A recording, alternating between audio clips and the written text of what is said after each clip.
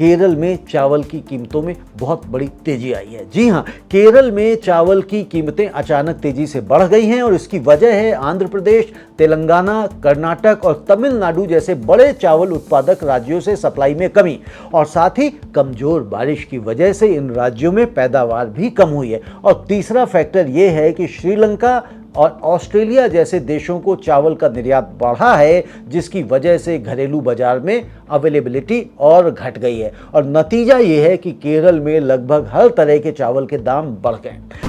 दोस्तों, ये क्यों हुआ है? तो केरल खुद बहुत कम चावल पैदा करता है और लगभग पूरी तरह से पड़ोसी राज्यों के ऊपर डिपेंडेंट है।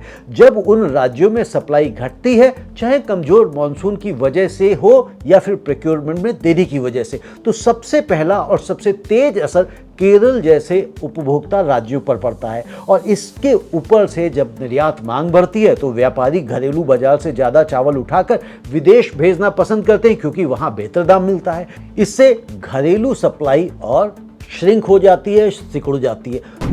तो दोस्तों, ये क्यों मायने रखता है? तो इसका सबसे सीधा असर आम उपभोक्ता की जेब पर पड़ता है। क्यों? क्योंकि चावल भारत के बड़े हिस्से में रोज की थाली का सबसे जरूरी हिस्सा है।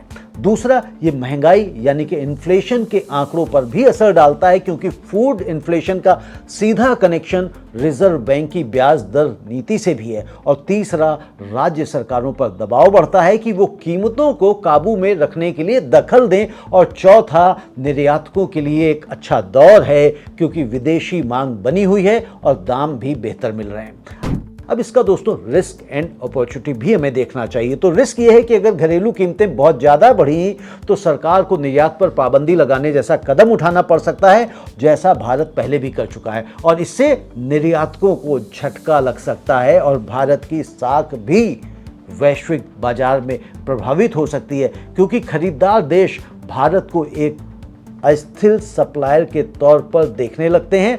लेकिन अपॉर्चुनिटी यहाँ पर यह है कि अगर प्रोड्यूसर स्टेट्स में सिंचाई और बीज तकनीक में सुधार हो तो पैदावार बढ़ाई जा सकती है, जिससे घरेलू खपत और निर्यात दोनों की मांग एक साथ पूरी हो सके। अगर इसका दोस्तों लॉन्ग टर्म इम्पैक्ट देखें तो अगर एक महीने में बात करें तो केरल और आसपास के उपभोक्ता राज्यों में चावल की कीमतें और दबाव में रह सकती हैं, खासकर अगर मॉनसून का पैटर्न असमान रहा। एक साल के भीतर यह मुमकिन है कि सरकार चावल के निर्यात नियमों की फिर से समीक्षा करे, ताकि घरेलू अवेलेबिलिटी और निर्यात आय के बीच संतुलन बना रहे। और 5 साल के नजरिए से यदि आप देखें तो ये साफ है कि जलवायु परिवर्तन की वजह से मॉनसून अब पहले जैसा भरोसेमंद नहीं रहा और इसका सीधा असर चावल जैसी पानी पर निर्भर रहने वाली फसल की अवेलेबिलिटी पर पड़ेगा। और जिसका मतलब है कि भारत को सिंचाई और जल प्रबंधन में बड़ा निवेश करना ही होगा।